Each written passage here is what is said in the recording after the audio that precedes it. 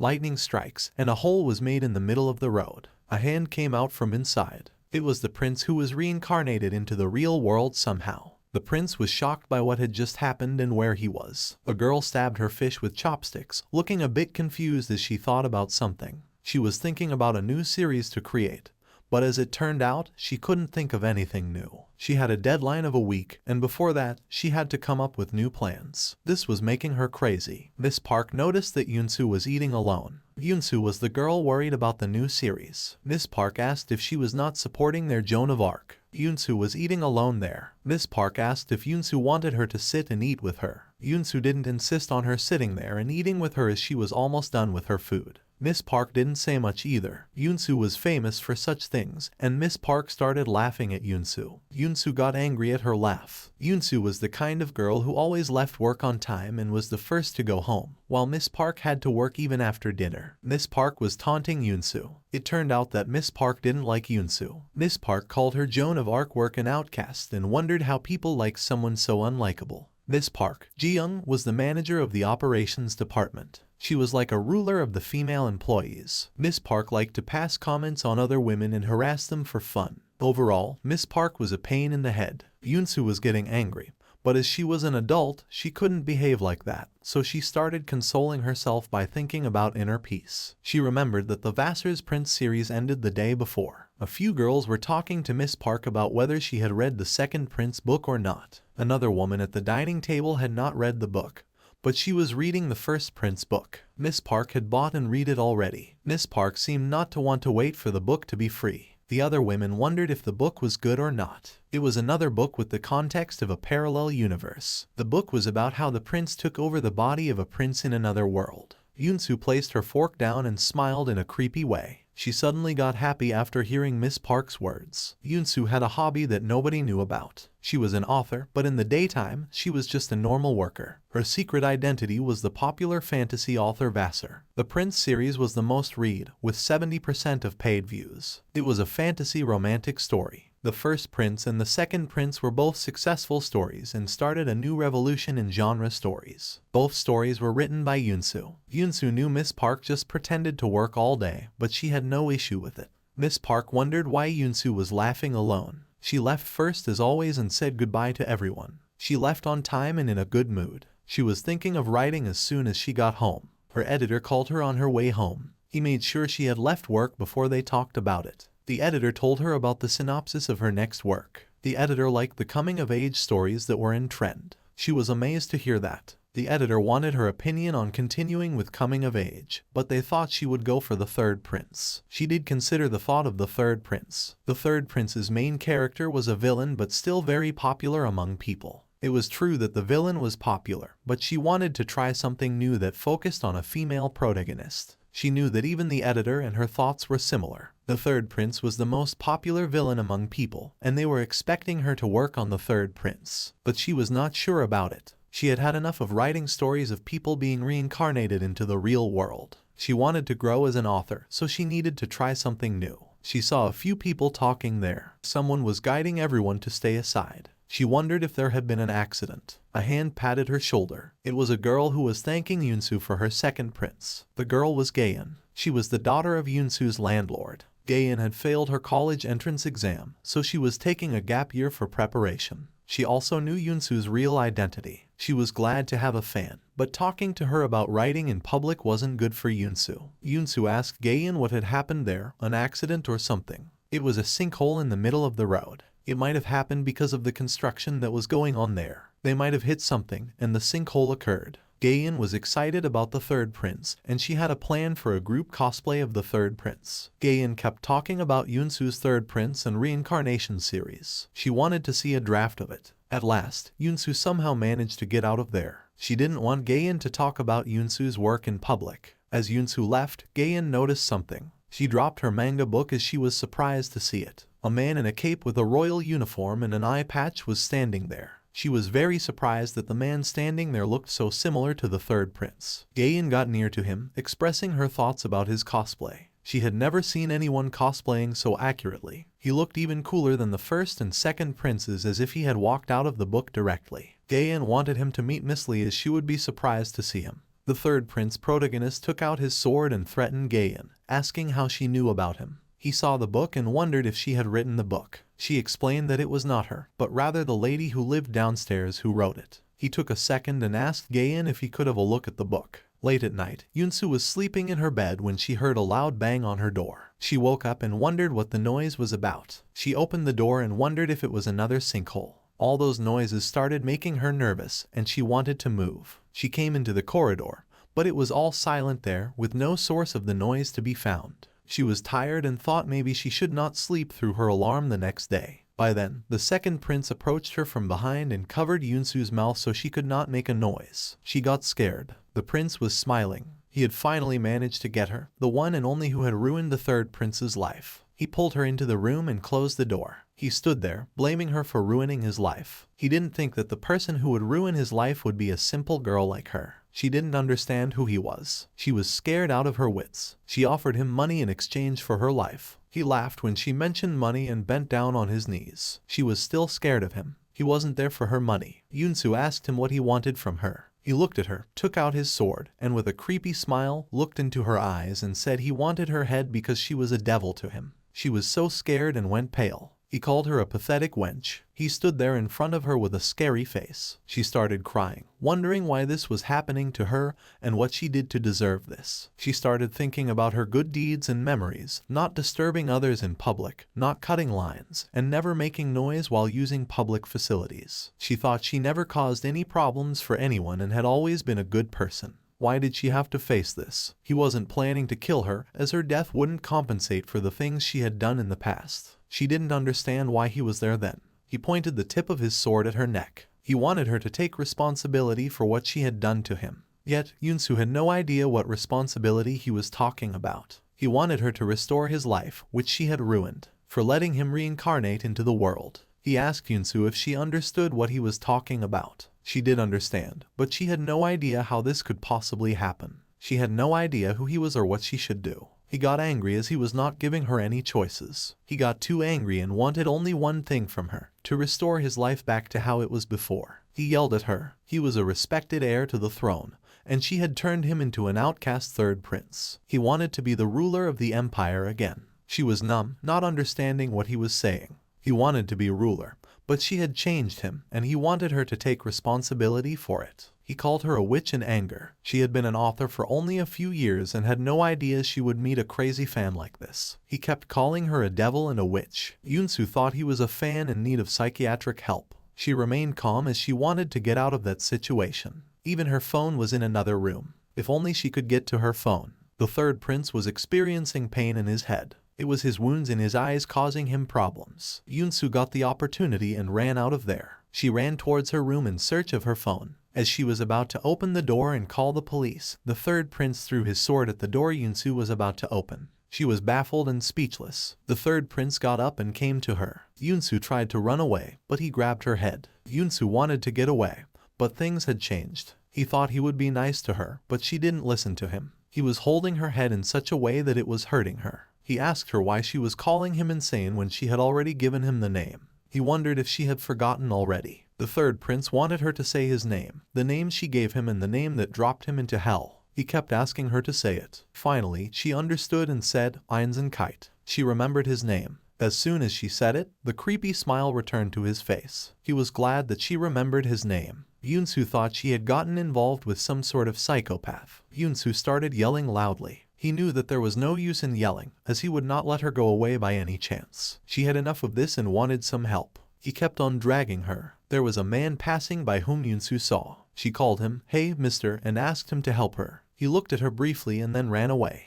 Yunsu got angry over that behavior of his. The third prince thought he was living in hell, but the real world was even nastier than hell. There was no one to help her or disturb them. He kept dragging her until they reached somewhere. Yunsu was in pain due to the dragging. She saw the area and recognized it. That was the area where the sinkhole was. He lifted his sword and thought he would be able to change his fate. He raised it in the air and dropped it onto the road, making a crack on the road. The road cracked and split in several directions. Yunsu still had no idea what was going on. She knew that the road was built on a temporary basis, but with a metal blade, how could it crack so easily? The third prince got angry again as she called his sword a piece of metal. He was angry because he was the greatest swordsman in the entire empire, and yet she called his sword a piece of metal. He could be a bastard, but his skills were tremendous. The effort he took was all for nothing, as this all happened because of a tiny wench, he thought. He was angry at Yunsu and wanted her to keep quiet, or else he might stab her and leave in anger. The sinkhole was made again.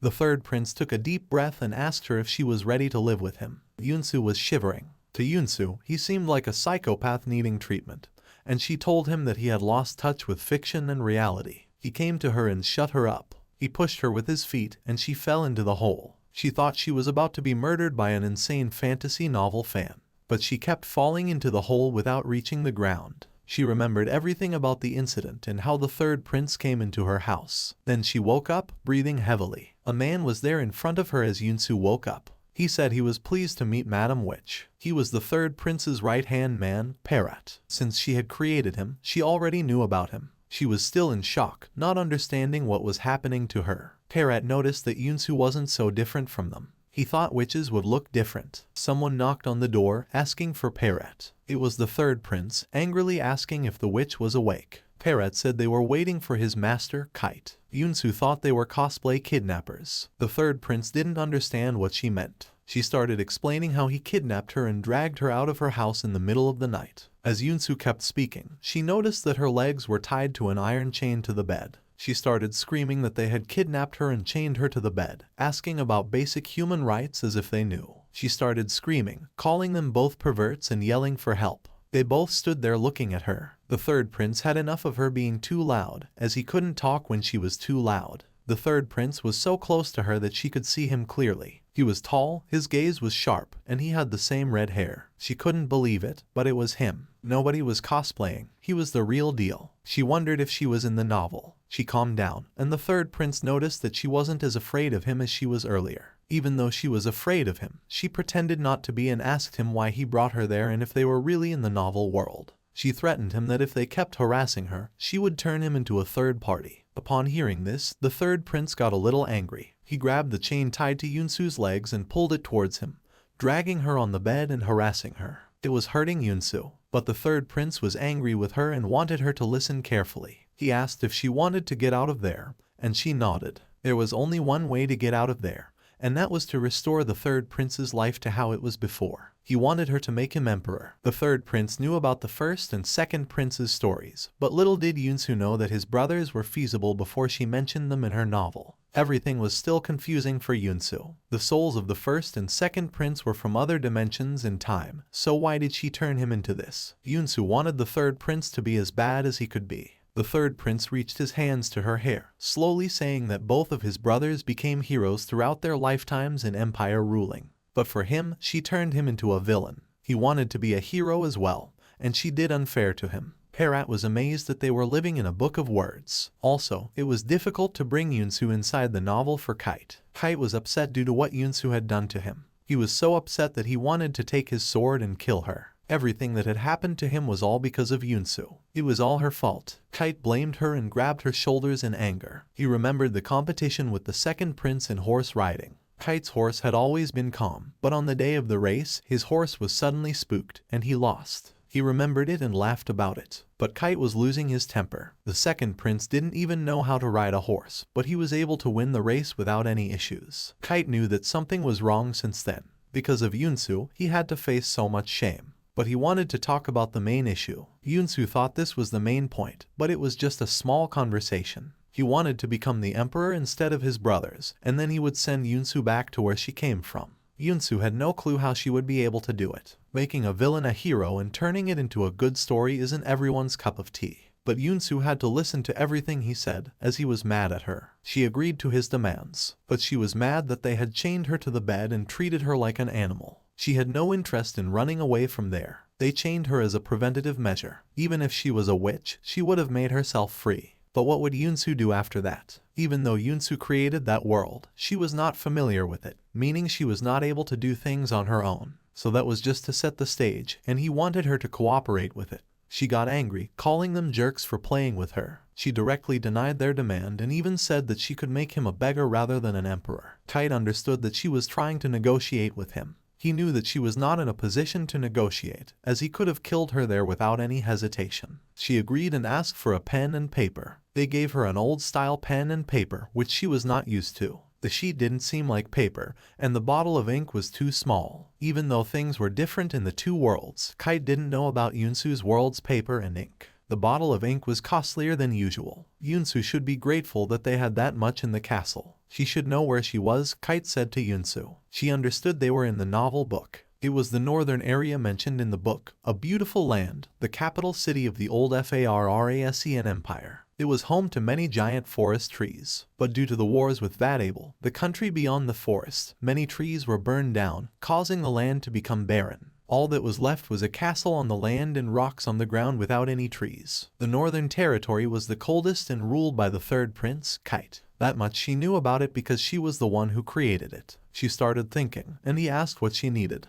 She pointed to his eyes. That eye he lost while being chased by masked pursuers. She knew because she was the one who made it, but Kite thought she was a witch. She knew everything about whatever happened to Kite. After all, she was the one who did this to him. Kite had enough of Yunsu's questions, and he wanted her to change things and grant his wishes. He was speaking of his wishes, but she already knew about them. She took the pen and started writing. She wrote about how the third prince kidnapped the Witch of Books and mentioned her address from where she was kidnapped. The witch escapes the world of the novels and returns to her home. The third prince goes back in time before he was born. The third prince gets the body of a young boy who becomes the emperor. The emperor was good, and because of him, everyone lived happily. She finished writing it. The ending was rushed, but it wasn't bad after all. She stopped talking and sat there silently for a moment. She was waiting for something to happen, but it didn't work. It was a ridiculous idea that whatever she wrote would become true. But something started happening. Parrot saw something happening around Kite. Finally, things were about to change. Even Yunsu was stunned that she could use magic. She was happy that she could really go back home. But her dream wasn't that easy to come true. Something happened to the highness. He fell to the ground. Parrot was worried about him. Even Yunsu didn't understand what happened to him. Kite was angry at Yunsu, calling her a witch again and asking what kind of magic that was. He was in deep pain and suffering. Yunsu had no idea what was going on. Kite started coughing and fell down in pain, his entire body racked with agony. Parrot started calling for help as he didn't understand what was happening. Yunsu was too stunned to comprehend anything. Kite looked at her with total rage in his eyes and used the bed corner to get himself up. Yunsu got scared and retreated to her bed while he grew angrier and angrier. He was coming toward Yunsu. He opened his clothes and raged toward her. Kite was coming after Yunsu naked, and she had no idea what was happening. She was very scared at that moment. She tried to stop Kite, but he kept touching her even after she refused. At that moment, Parrot got shy too. Kite was half naked and so close to Yunsu. Words were all over his body, and he was scratching his back the entire time. He asked what she was trying to do, but she yelled that she tried to make him emperor. Parrot read what Yunsu had written on the paper and didn't find anything wrong with it. She wondered if maybe it was because she had not written when the time travel would happen, and that was the reason nothing changed. Parrot suggested that the witch should try again, but the scratching pain was unbearable, and Kite was not happy with this idea of Parrot. Parrot advised him not to be weak about it. He had brought the witch from another world to his world, so he should use her. Kite agreed, and Parrot asked Yunsu again. It was almost evening by the time she kept writing. She didn't see any progress at all. Not only Kite but her writing had no effect on Parrot either. Kite's thick skin was the reason he was scratching his body, but Parrot was in deep pain. Even after writing that she wished to be released from the chain, she was not able to get free. She was tired of it all and wondered why she had written the novel in the first place. There was nothing she could change now. She wrote that she wanted shorter hair, and magic happened. She got shorter hair. Her wish came true, and she liked it, but she had no idea how it happened. She looked at the chain. It was still tied to her, which made her even angrier. She wondered why it didn't affect any other people or objects but was able to affect her easily. After thinking about it, she found the right way to use it. She was the one who made that novel world, and the ink and scroll were made from her imagination. She was affected because she was not part of the world after all. She got an idea to do something. In the morning, Kite came in. Yunsu got on her knees and said she needed her laptop. She wrote everything on her laptop. She had never written anything by hand before using ink and scroll. In other words, she needed her laptop to change things around the world. For Kite to become emperor, Yunsu needed to get back home. Kite suspected her and asked for proof that she would change everything and wasn't just making an excuse to get back home. She showed him her hair. She didn't cut them, she wrote about them, and they got shorter. She didn't know if there were any other limits, but she was ready to find out. Kite and Parrot stepped away from her due to her bouncy breasts. She didn't notice that, and Parrot offered to discuss everything at supper. Kite agreed too. Kite understood that she needed new clothes, so he was ready to send maids to get her measurements. He made sure that she would get some new clothes as well. Kite and Parrot left, but Yunsu was in shock. She didn't understand what had just happened to them. She looked down at her breasts and noticed that they were popping out. She understood and got shy. She screamed loudly in the castle. She had actually forgotten to change her wish. She wanted to increase her breast size by 2 cups. They all sat at the dining table together. During the meal, Parrot was able to understand that Yunsu was able to change things about herself but not about Parrot and Kite. That could be a possibility, but Yunsu was not sure about it. She did not belong to that world and should not exist there. Maybe that was the reason. Over her statement, Parrot took time to think and understood that she could become anything she wanted as she did not belong there. But for the people who had already predetermined fates, she could not change anything about them. She was the creator with unlimited potential. She got excited and thought maybe they would acknowledge her powers at least. Kite told her not to write bad things about him anymore. As they finished talking, Yunsu again opened the conversation about her going to her place. Kite and Parrot still had doubts about her, but she was telling them their wishes could only be fulfilled once she got back to her home. Parrot wanted to go with Kite as he was worried about him, but Kite denied it. For Parrot, that place was too dangerous to be there. That was the reason Parrot wanted to go with Kite as the world was in danger, and he started preparing for leaving. For Yunsu, she didn't understand what place they were talking about. Kite touched his eye patch with sadness on his face. Kite's castle was located at the edge of the border and ahead of them was Northern Forest. She already knew about it. But for Yunsu, it was much larger and denser than she had imagined. Kite wondered how a grown woman did not know how to ride a horse. As for them, the first thing they learned after walking was horse riding. But for Yunsu, in the world where she belonged, people didn't usually ride horses in daily life. Kite kept calling her the almighty witch who didn't need a horse, and Yunsu was getting mad at him. Yunsu wanted him to stop nagging her about not knowing how to ride a horse. She got off the horse and started running. Kite got angry that she started running without saying anything. He ordered Parrot to follow her. They started following her on their horses, but they were not able to catch up with her. Yunsu was running faster than the horses. Yunsu came to the top of a mountain. Kite came there, explaining that she should not run away. He saw that she was not paying attention. He wondered if something had happened. But she was looking at her beautiful creation and questioned herself if she had made it. She had no idea that she would see something this beautiful. Kite didn't admire the view, but Yunsu was happy. She doubted him being the strongest horseman in the empire as he said earlier because he was not able to catch her. Parrot came there, breathing heavily. Parrot understood that she had wished to run fast on the scroll. Kite got mad at her and she laughed about it. Kite understood that she was using magic to get ahead of him. Yunsu said if he wanted to try, he could, but she knew he wouldn't be able to. She was making Kite mad again and again.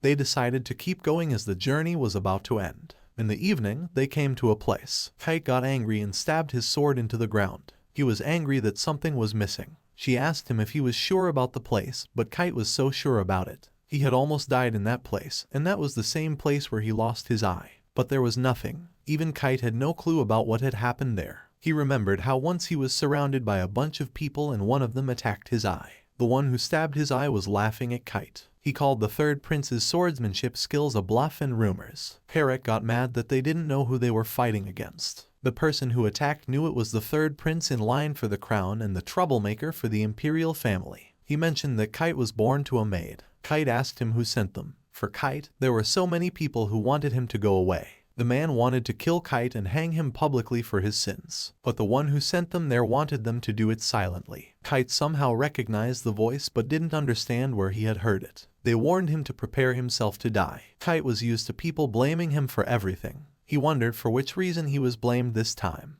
Before dying, he wanted to know why he was being killed. The masked man thought and was ready to tell Kite his sins, but he mentioned he was not as merciful as others. The man told Kite he would kill his friend Parrot, and that they could discuss things in hell. Parrot was being held as well at the tip of a sword. Parrot was worried, and Kite asked them to stop and not kill Parrot. Kite yelled for them not to kill Parrot.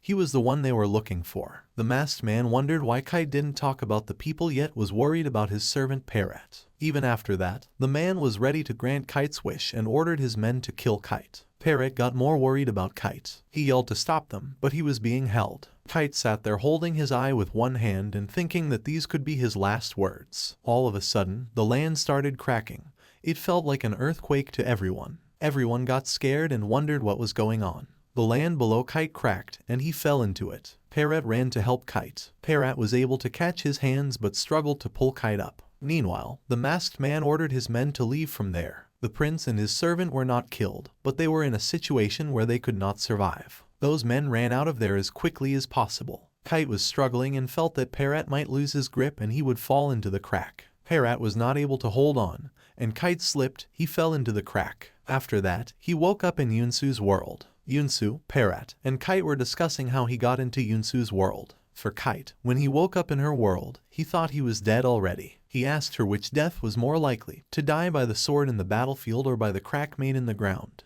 He struggled so hard not to be killed, yet he thought he was buried alive, and he laughed about it, thinking about his fate. It was hard for Yunsu to believe that the sinkhole was a tunnel connecting two worlds, but it was gone now, and they didn't know what to do. Parrot understood after hearing their stories that both worlds were connected somehow. He thought maybe digging could work, but it wouldn't. They sat there thinking about how they could get Yunsu out of there. Yunsu got an idea. She mentioned the right place. She said there could be another place to get out of there. She heard something behind her. She asked Kite if he did as well, but he was more interested in her words. Their horses somehow started acting weird and then they ran away. Parrot started running after the horses to catch them. Yunsu said she was the fastest there, so she should be the one to go and catch those horses. But Kite knew that she was not able to ride horses. Even if she caught them, she wouldn't be able to bring them back. Yunsu didn't like what Kite said about her. Kite was worried that if she got lost, she wouldn't be found, as many people born in his world had been lost there. Parrot would go back to the castle even if they got separated. Kite heard something and looked around. Yunsu got worried about the way Kite reacted. He took out his sword. Something bad was about to happen. He felt it and asked her to be silent and not to make any noise. Steps were heard walking towards them. A few people came out from inside the jungle. They were looking for something. Kite and Yunsu hid in the bushes and watched them leave. They were bandits. They roamed around the entire jungle and caused mayhem to whoever they met. The bandits were already carrying something with them, and it looked like they had already gotten something. Kite knew that they would find them there, and he wanted Yunsu to climb up a tree. Yunsu worried about how she would climb up there. He pushed her up the tree and climbed after her. Somehow they managed to get up the tree. She started feeling shy as she was too close to him, and Kite was trying to be as quiet as possible. They tried not to make any noise until the bandits left. Those bandits kept on moving from there. Kite noticed that there were about 20 bandits, and he was trying to avoid unnecessary combat with them as he was with Yunsu, and had to protect her. One of the big fat bandits sniffed a pleasant smell. His mates asked him what he smelled. He was able to smell something good, like women's perfume.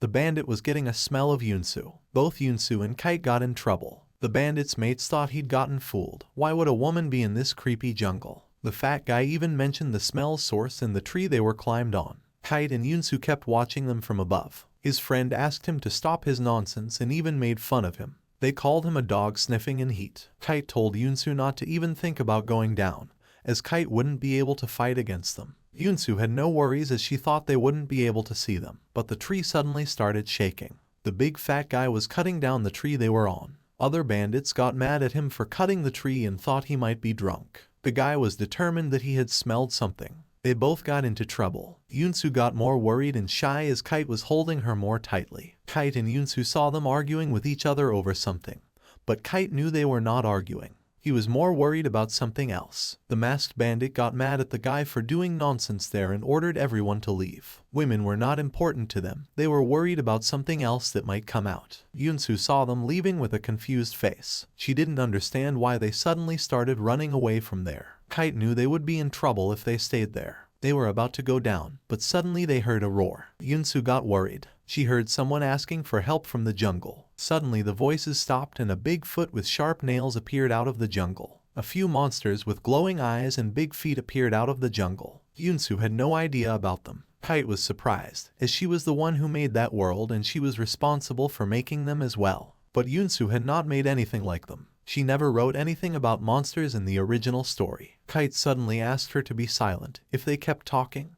those monsters might find them and they would be in big trouble. One of those monsters was sniffing a smell and came near the same tree they were climbed on. He roared at them. Kite and Yunsu both got panicked. Kite understood that thing wasn't good for them. Suddenly a large group of monsters came running into the jungle. They were huge in numbers. Both Yunsu and Kite had no idea where they came from. She wondered if bandits brought them there, but Kite was not sure about that. Bandits started to appear after they took over the northern forest as their base. Yunsu still couldn't believe that those monsters were real, but she was the one who created the entire world, and yet she had no idea about them. But the truth was, Yunsu hadn't created them. Even Kite was shocked now. She never mentioned anything about the monsters in her stories. She only wrote that the forest was cursed and sunlight never reached the ground, and that bandits living in the forest were vicious criminals. Kite wondered what curse she was talking about. She didn't use the word to have an explicit meaning of curse, but thought it would create a creepier atmosphere. Kite understood that those simple words were the reason behind those creatures. A simple description can make a huge difference, he noticed. But for Yunsu, it wasn't as simple as she thought. There were many things she wrote but had no clue about them. Suddenly rain started and lightning struck. Nothing good was happening that day. It all happened all of a sudden. Yunsu noticed that monsters were going away from there. Yunsu thought this could be their chance to get out of there and go down, but Kite stopped her. She wondered why he stopped her. He pointed to the dark muddy water on the ground. A monster stepped on it and sank inside the dark, thick muddy water. Yunsu got scared. Leaves hold a lot of moisture, and when it rains they turn into swampy pits. If she stepped on it, it would take all night just to escape from there. Yunsu was worried about Parat, if he could find them there, but in a situation like this, Parat couldn't even ride a horse. It's like a suicide mission. Yunsu had no clue what to do, so Kite told her to spend the night there. He told her to spend the entire night in the tree. She was not ready to spend all night there with Kite. He got angry and told her she could spend the entire night in the mud with monsters and deal with them on her own. She had no clue about all the people there, but she had to spend the entire night with him in the forest. The rain was getting heavier by the minute. Kite made something that she hesitated to sit in, a nest. She wondered if they were going to sleep in that. For him, it was perfect, and he had no issues sleeping in it. She agreed and didn't question his work. It looked like a bird's nest to her. They slept beside each other on their backs. Something stabbed her, and she started making noise, causing trouble sleeping. Again, a raindrop fell on her neck, and she felt cold and started making noises again. Kite got angry and told her to be quiet and sleep. She had never slept in such a place and was not used to it. With anger on his face, Kite went to sleep, thinking that Yunsu made this world in such a way, and yet he had to suffer. But he was thankful that Fairyson turned into a strong kingdom. A fool who couldn't even do basic math became an expert in trade all of a sudden, and a lazy guy became a swordmaster. Fairyson became richer with every passing day, turning into the kingdom's growing power. But he was sad about what his father said to him. His father never acknowledged him as his son. Rather, he wished Kite had never been born. He wanted Kite to get out of his sight. Kite never understood what he did to deserve that. People spread rumors about the third prince. If they looked into his eyes, they would be cursed, and his hair turned red due to the people he killed, holding the blood of those victims. He remembered the time when he was about to get killed by those masked men, and Parat was being killed too. He woke up and sat there in fear. It was just a bad dream he had. He hadn't been able to sleep for so long, all because of Yunsu, and he blamed her. She was shivering in the cold, he saw. She felt so cold sleeping there. She was trying to hold her sneeze because it would be loud, and Kite would be mad at her again. She felt like crying there. A blanket-like thing covered her. She looked back and saw it was his cape he gave her to cover herself. She hesitated to take it, but Kite was a cold-hearted person. If she said no, he would take it back from her, and she felt so cold there too. He was about to take his cape back as he felt she did not need it, but she freaked out and didn't give it back. She was so cold that she felt she would freeze to death. He just let her have it. Time passed, and the rain stopped. Yunsu woke up. She wondered how long she had slept there. She looked up at the sky and saw the rain had stopped. She tried to wake up Kite as well, but he didn't wake up. He kept sleeping there. She tried to wave her hands in his face, but he was in a deep sleep. The stars were looking amazing after the rain. It was all clear there. She wanted a better look at the stars, so she tried to climb up the tree. But Kite grabbed her leg. Kite thought she was running away from him, but she was trying to go up to see the stars. She told him how she couldn't run away by going up the tree. He asked why she was going up. She just wanted a better look at the stars. He didn't know what to do, so he started climbing too. He gave her his hand for support. She didn't want to cause trouble for him, as he must be tired after sleeping. But he was a nerd who wouldn't ask twice. They climbed up the tree and sat there looking at the moon together. She felt amazing. He noticed that it would take a week by horse to reach the southern border, but the emperor's palace was only a 3-day ride. As he explained, the princes managed their territories as well, but Yunsu already knew that the first prince managed the southern part and the second prince managed the east side. The same goes for the third prince and princess for their areas. He was impressed by her knowledge about their kingdom. He looked at her with a smile, and she felt shy. He held her hand and asked her name. All this time, he had been calling her witch, but now he asked for her real name. It was Yunsu, but she wanted him to call her Vassar. He liked her name, Vassar. She was fascinated too. For him, it was easy to call her by her name now. But she wanted him to compliment her. She noticed his smile. He was smiling there. She felt shy seeing him smile. They sat there for a moment, and he asked for her last name. She didn't have any last name. He wondered how, as in his world, couples give their last names to their loved ones, and it was considered a sign of love. He asked if that was the tradition in her world, but it was not. He felt pity for her. Even for Kite, it was romantic to give their last name to their loved ones. She looked at him and her face turned red all of a sudden.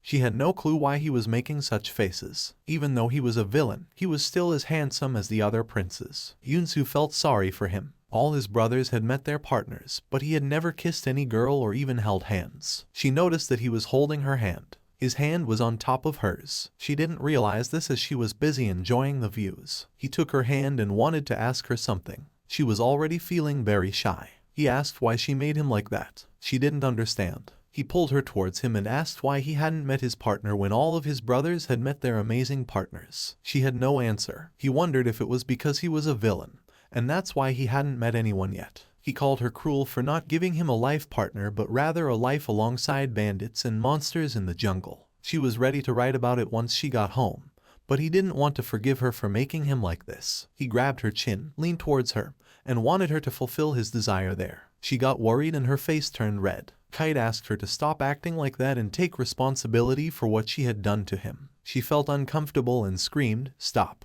It was all a dream she was having. Kite was alarmed and asked if she was okay. He wanted to ask her why she made him like this. She was shocked to see him asking the same questions she had just a few minutes ago. He wanted to know why she made him a villain. Kite leaned towards her to make sure she was not sick. Her face was all red. She knew what could happen, so she turned around and asked him to stay away from her. He didn't understand what happened and tried to console her, but she suddenly ran away from him in fear. She accepted that she was the one who made him like this, and he was single because of her. He was lonely because of her and had never even kissed a woman before. She apologized to him. Kite was confused about what she was talking about. She told him that once he became king, he could enjoy all the perverted things, and she would make sure he was strong all night long. Now Kite's face turned red, and he anxiously asked her to stop. He didn't want to do all those things she mentioned. She kept adding that harem fantasies were in trend recently, and she could even make him the male protagonist of her book. She had already thought about the title of the book as surrounded by hundreds of queens without asking him. She wanted him to bear this a little more, but Kite had different intentions. He didn't understand what hundreds of queens meant. Yunsu was so scared that she was ready to grant him any wish, anything he wanted, emperor with unlimited stamina. In return, she wanted to get out of there. Kite got angry at her as he had some morals, and he was of royal blood. As a prince, he did not desire such things. Even after clearing his side, Yunsu didn't understand him and kept offering and begging him not to think about her. Yunsu wanted Kite to take her as a friend, a guy friend. She was sliding back away from him. Kite noticed it and ran to save her as it was dangerous for her, but she was afraid of him. She fell down, and Kite ran to grab her but missed, so he jumped with her. He hugged her in the air, covering her head with his hands. Many branches were broken due to the impact, and they fell into the mud. They were both injured, groaning in pain. She woke up, lying on top of him. Yunsu saw that he was very angry with her. She quickly got up and apologized. He understood that Yunsu was thinking he might do something disgraceful to her. She did think about it because they were in the deep forest, alone, and he had a weapon. Kite had had enough. To protect his dignity, he stated clearly that he would never do anything to someone who didn't even look like a woman in the first place, especially not her with short hair and causing trouble for him. She was sitting on him, and he asked her to get off him. She ran quickly. The sun rose, and Parrot was shocked to see them both covered in mud. They were not talking to each other. Parrot suggested they wash themselves. Yunsu was taking a bath in the bathtub. A maid was assigned there to help Yunsu with her needs. Yunsu was feeling good and refreshed inside the bathtub. While bathing herself, she was thinking about the incident that happened earlier. He was clear about his views on her and didn't consider her a woman. She got angry and called him a jerk. That's how he was. Maybe trash talking was a hobby, she thought. She found it annoying and started throwing water. She noticed that the maid was still there, so Yunsu asked her to leave, saying she might have other things to attend to. But the maid didn't have anything else, yet Yunsu wouldn't have minded even if she left her there. For her part, she couldn't do it because Master Parrot would be angry with her if she left Yunsu alone there. She called the maid over as she stood there, and she didn't like that. The maid hesitated. Yunsu used a trick. She told her that if she touched the skin of the bathing witch or dipped her hand into the water, her chin would get smaller and her face would look a lot slimmer. She used a manipulation trick on the maid to get her talking.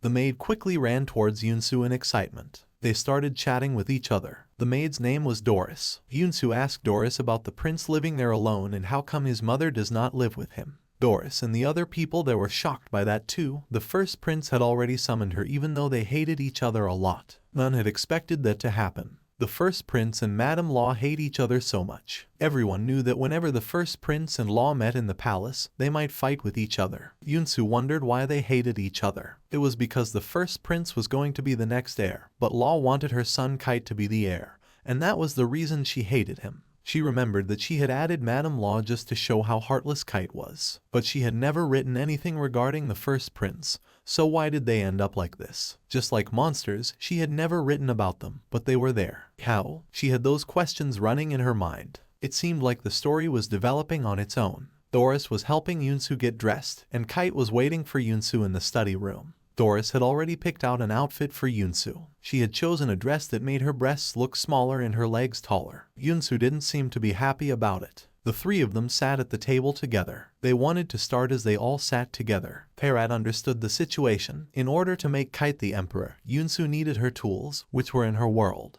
The portal had disappeared as well, and they had to figure out how to get back to Yunsu's world. Kite knew that there was another path to get into her world other than that sinkhole. Parrot was curious to know about it. She was ready to tell them and drew a map on the paper of Kite's world. Kite and Parrot looked at the map. She drew the entire map of where each prince held their area, which was east and north. Kite already knew about that. He wanted to know the point of view behind it. Her point was the castle. She pointed to the castle, saying there's a tunnel that leads to her world. Kite was surprised. Parrot was shocked too. She didn't know that Prince Wine's castle had a path to another world. Even Kite stood silently there. Nobody in Fairyson knew about the tunnel that led to another world. That's how Yunsu used that method to possess the second prince's body. Wine knew about the tunnel as well. Parrot raised a question about who had possessed his body. It was too long to explain to them, so she simply explained that the second prince is just like her from another world. The one who possessed the second prince was a workaholic, but one day he was fired from his work just to hire the boss's family in that position. And that was all his backstory was. He got drunk due to that and climbed the mountain. He lost and got a cave to spend the night there, but he passed out and came to the novel world. And when he woke up, he was the second prince. Parrot pointed out the incident to Kite. There was a time when the second prince suddenly disappeared from the palace. Kite was there too. The second prince didn't want to learn sword lessons, so he ran off. Even after the lesson, the second prince was not found in the entire Fairyson. That was a state of panic. Someone spread a rumor that the second prince had been kidnapped, and knights were assigned to find him. He was later found in the eastern forest with a wound on his head. There was a cave Parrot knew. That was the cave Yunsu was talking about. That was the reason why the second prince chose the eastern side and let the first prince have the southern side, which everyone wanted. To the second prince, that place is a hometown. Parrot understood everything about how the second prince made a new castle there personally under his supervision. Kite wondered if he built the castle on top of the cave to protect it. But that cave was different from the hole in Northern Forest. It didn't emerge out of nowhere. It had always been there. Parrot wondered if the cave would lead her back home, but Yunsu was not sure about it. She knew that the cave was much better than going into the jungle. Kite doubted the cave's existence, whether it's there or not. If someone has not destroyed it, it should be there. Yunsu, with anger and a roar, decided to go to the second prince's palace to check it out. Both Kite and Parrot were numb at that point. She knew something had happened, and they may not go there. There was some issue. She didn't understand why. She knew that Kite had some good terms with the second prince. It was but Master Kite wasn't always like a holding back person. She wondered what happened. Before anything, Kite said it was all his fault, and he started it. The divorce was his fault, and the second prince was picking a fight with him. She yelled at them about what divorce they were talking about. Don't forget to like and subscribe to our channel. Thank you for watching.